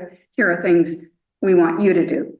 So we would then be able to evaluate, I think, much more clearly where the money should go and whether there are things that a professional would say, you really don't want to do that outreach yourself. Let us do that. Here's the cost. So I think the ideas that we're talking about are the basis of what the committee should come up with, and identifying, the opportunities that we've already seen through our own activities. So I can also tell you the community outreach effort through MAPC, which includes 7 Brushwood Road and the Parks property next to it and Pagoda Circle. That was about $11,000. What did they do? They did planned a lot of focus groups, phone calls, surveys, the door knocking, and the report writing of what they're. It's a project we funded. Yeah, right. No, this is the MPIC and some of us. The MPIC did it because of the funding taking a year. Yeah. The MPIC funded both of those projects, that the Neponset Esplanade Initiative and Pagoda Circle as a first stage. Now they take their visioning and they use the CPC funds to do the next stage, which is really to tease out how can you now meet those community. It's like it's a little bit like if you start a project and you're doing your programming phase, what are your needs? So in this case, it's like, what are your, what's the community need that's identified for those properties? Then the next phase is how do you go about making something of it? How can you meet any of those needs if possible, right? But what I just wanted to give you a sense, like that, because the robust outreach that they were trying to get, we gave them names of people to reach out to, and so they did a lot of emails, phone calls, etc. And it ended up being that cost. So just to give you an idea. And I think that's the excellent kind of background that we can gather in a committee and say that's more than we want to spend, and the efforts that we want to engage in should be pruned from that experience. What worked for them that we can apply here, what were the kinds of things that they did that are not going to be of use to us. So I think there's a huge amount of experience in the members around this table of things that are possibilities that we would. So one thing about that, the desire with that is to reach people who don't normally engage in town affairs. Yeah. And so it's not the people who are in the know, about town affairs and how do you reach them? So that would be one of the goals of the committee is to. Yeah. All right, so my only problem with this is not a problem necessarily, but do we have interest in being on this committee? I don't see a lot of hands raising. So Kathleen was gonna raise her hand. I wouldn't necessarily And say. not only that, she was volunteering to chair it.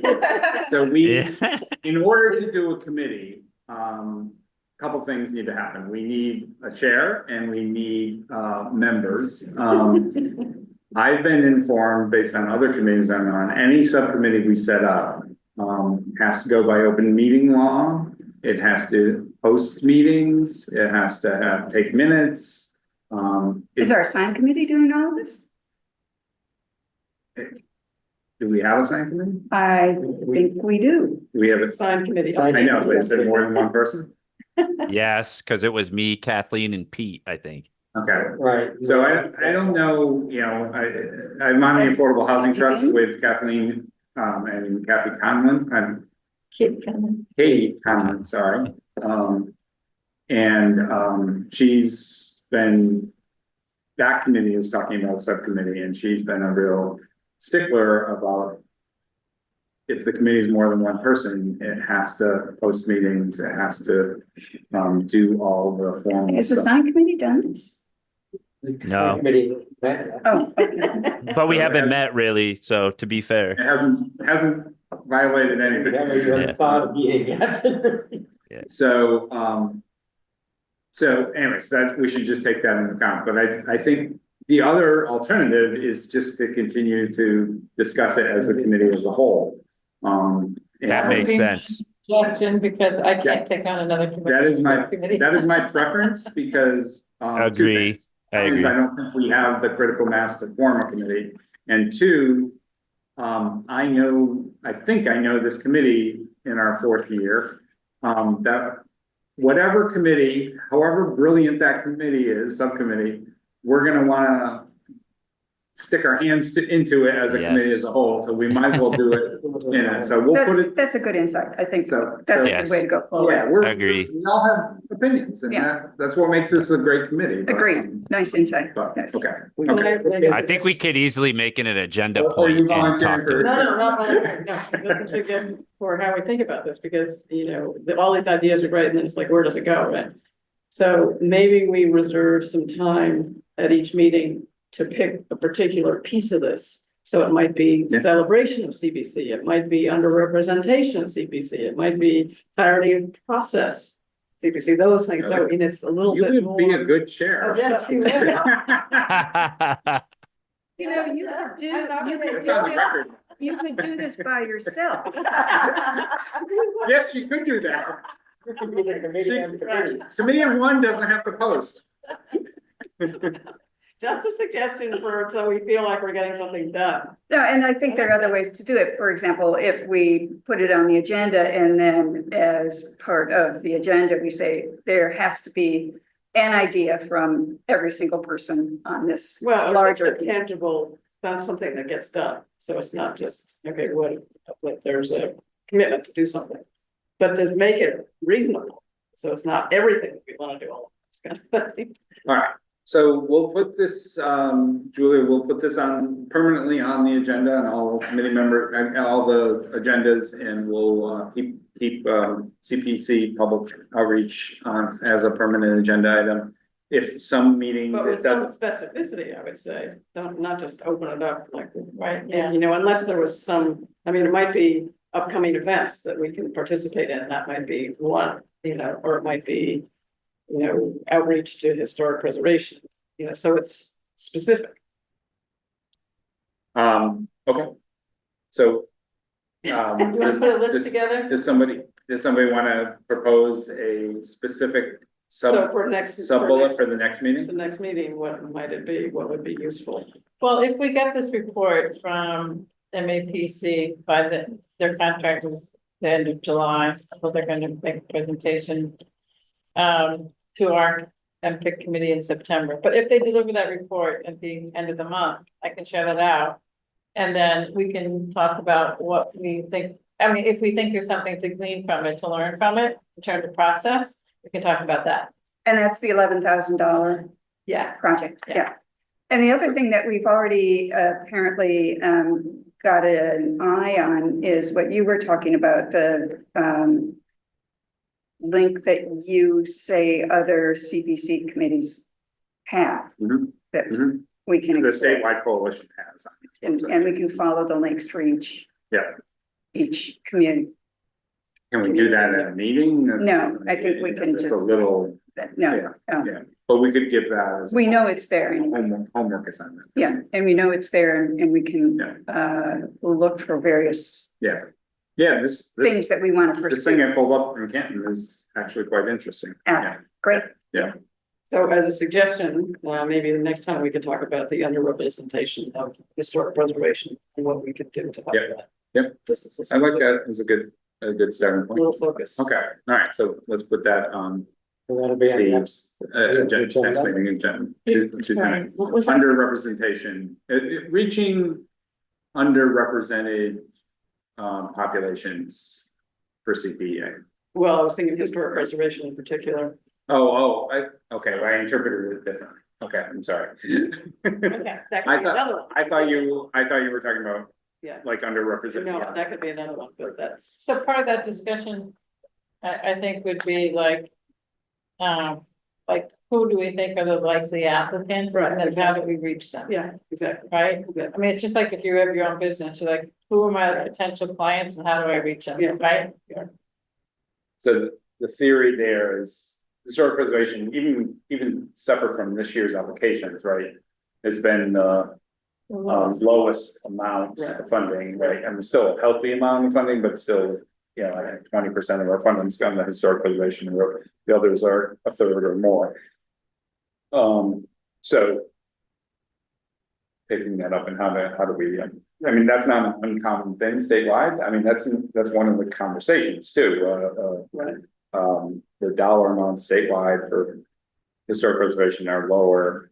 The number of projects are higher. There's a lot of, you know, Winter Valley type projects, relatively small dollar amounts, but do get funded. But so anyways, but that's a good first discussion of so can you give the sub bullet for Julia to add to the agenda? Got it. Just under numbers 5 to say specifically. I have, in my notes, reaching Underrepresented. underrepresented historic preservation group presentation. I don't mean. Yeah, reaching, to outreach to historic preservation. Outreach. Okay, all right, let's move along. So that was good. That was a good discussion. Yeah. Thank you, Linda, and thank you everybody for your participation in that. Sign committee update, we just heard we don't have a sign committee update, but I do have a motion. okay. A motion. I'd like to make a motion that we disband the sign committee. Since we would have to, you know, You didn't like that the requirements. the post drama our that comes meetings with it. And things like that, I would like to assume sign committee discussions in part of our Committee as a overall whole. committee discussions. Okay. Second. All right. All right, I need to do a roll call on any discussion. A roll call, Julia, Julia, the only person here that can't vote. Linda, Yes. Pete, Yes. Cheryl, Yes. Jenny, Yes. Rob, Yes. and Tom, yes. I realized in those other votes I wasn't voting. I have voted in the affirmative on the minutes, by the way. Okay.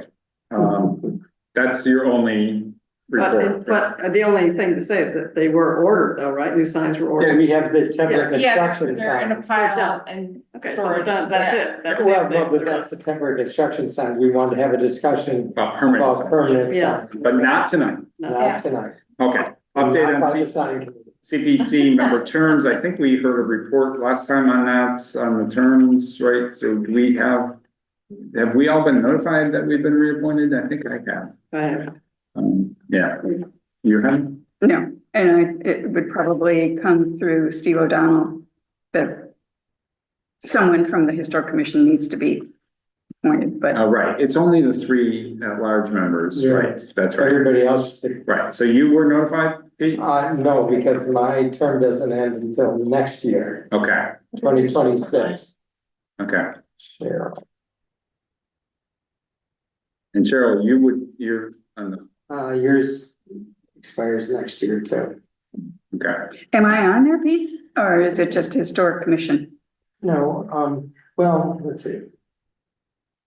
It shows you going to 2027, but it seems to me that those committees appoint somebody you to serve represent at, them. you That serve doesn't- at the pleasure of that committee. That committee, so it doesn't have to go to the select board to be Correct, appointed. correct.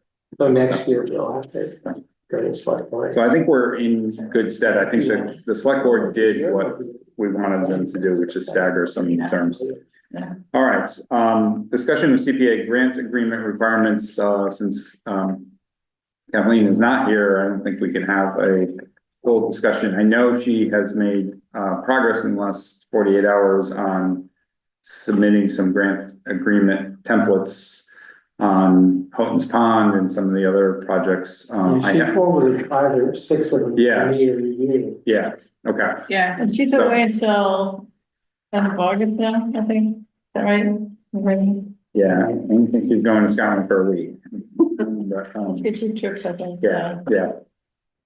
Yeah. All right, so we'll pick that up, but she did complete some of that. She did, So Today she sent, Glover School and. right now, those are in our inbox, like Pete and I have received them, and Julia, you've received them, but, they haven't gone to the applicants, or have they? They have, They have, okay, okay.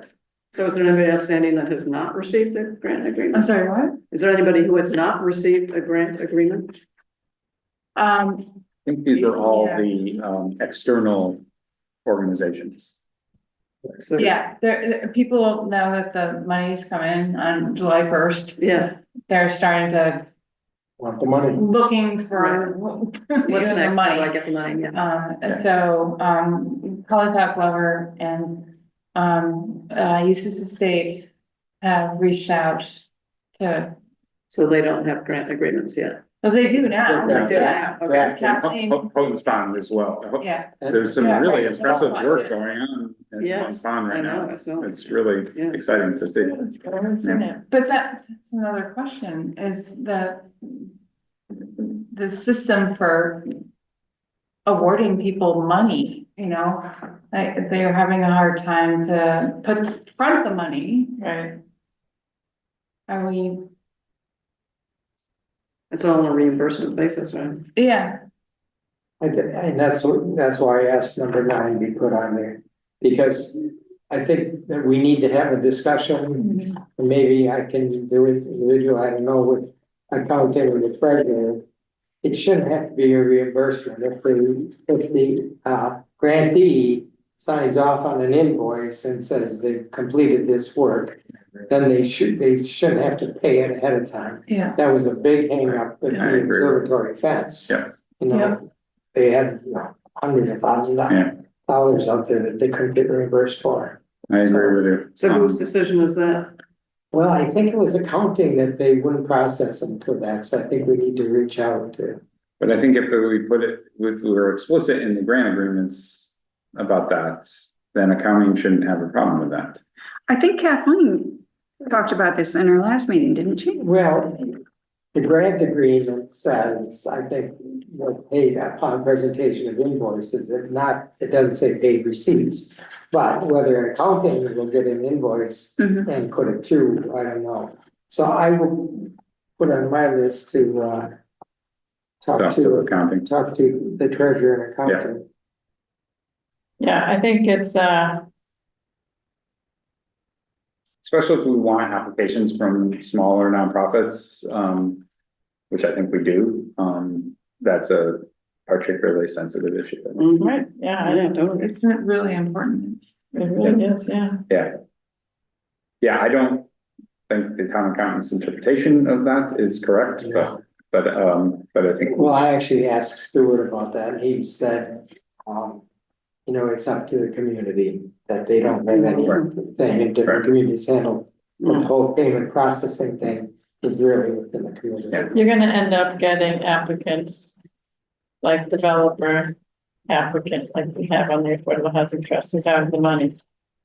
They have the pockets, they can front it and they'll wait for the money back, and you won't get the grassroots stuff. that it continues that way. Yeah. So I I will reach definitely out and hopefully agree with you on that. I have a conversation if I don't get anywhere. And if I reach out to Nick or we do it as a Yeah. committee. Yeah. And Yeah, that should be. I think that would be the next step. And it should be on the website too. I mean, in terms of the process, again, there should be an FAQ, I think, on the website, all these questions. How does a grantee get paid or? The grant agreements say, upon presentation of invoices. And the grantee certainly, they're not doing the work themselves, it's a contractor consultant. If they sign off and said this work is done, that should be enough for the town to pay. Well, July 1st comes around and people are like, okay, where's my money, And the process for giving them that money is complicated and not easy. And But we typically don't give them a lump sum. If Affordable Housing Trust, we do, they get it right, right up front, but everybody else is, they present progress invoices and get paid. but people are calling me and saying, hey, we're ready to break ground here. So as soon as the Submit an invoice for they need grant agreements and all that other stuff, but they can't front the money. That's the problem. Right, they shouldn't have to front the money. They Exactly. present, invoices to us. So there should be a two-stage process, right? That the grant agreements obviously need to be signed and Right. then an invoice. And we should be able to pay it. So, but you're gonna check in with Amy. And Joanna too, or do you think it's just Amy or? Well, I'll start with Amy, Yeah. Amy and Lisa. Okay, and Lisa, If they have, if they put someone else. Lisa works in Amy for Amy. Yes, she's the one who Yeah. does all that stuff. Yeah. Plus, Right. Yeah, yeah. Okay, the CPC plan, we have agreement on it. I just think, I need to submit to the full committee again through Julia. The final version of that. I think we had. Submitted by people that've got 15 days to get any comments back to you. That's it. And then does it go to? Well, we just public it on our I don't website. think we give people any time to, I think it's fine.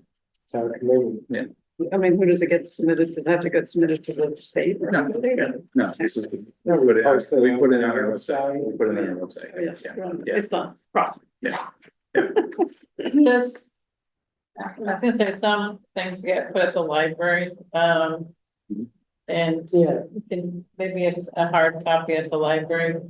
Yep. And I don't know if there's any other place that would make sense besides the library.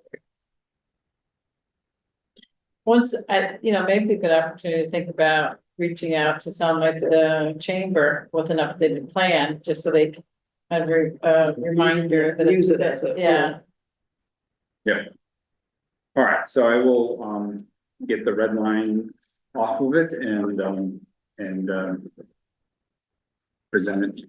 Yeah, Because it needs to go on the Fine. website. Yeah, we'll get a clean PDF and then we can upload that. Julie, you could get it uploaded, I'm sure, to the website. Okay. All right, motion to adjourn.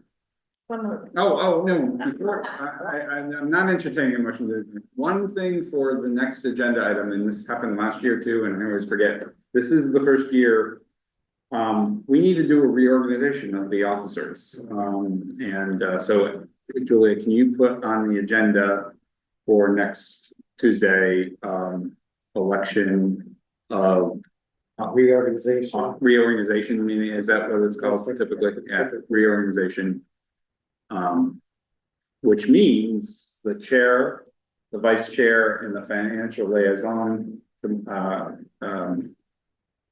committee assignments are up for grabs. I'm looking at you. I absolutely cannot take I anything. Please don't ask. perhaps. So, no, they seriously, they are up for, so let, So anyways, I want to just put everybody on notice. We'll have a vote next, we'll take nominations and a vote next week. But Start politicking now. yeah, if you're anxious, Jenny, to displace the. I like Hamilton. Is there anyone, on board to replace Joe Duffy? So I've been in conversation with Matt Morong. He is taking a go slow approach at the Housing Authority, just getting his feet wet. But he texted me tonight, before the meeting started, because I reached out to him, because they met recently. It was not on the agenda of the most recent Housing Authority board meeting, but he is reaching out to the executive director to ask, or the chair of the board or both, to have it on the agenda for the next meeting. So I think we'll have some progress on that, and yeah. So yeah. I will send you an agenda tomorrow for you to approve. So- Right. Okay. Because it's next Tuesday. Right. I know. Just we need to but turn yeah, turn it around quickly. Yeah. But yeah, reorganization agenda items would be good. All right, now I will entertain a motion to adjourn. Second. Okay. Any discussion? All in favor? Jenny? Aye. Cheryl? Yes. Pete? Yes. Linda? Yes. Rob? Yes. All right, thank Rob, you. Thanks, everybody. Bye. We're all adjourned. Thank you. Excellent.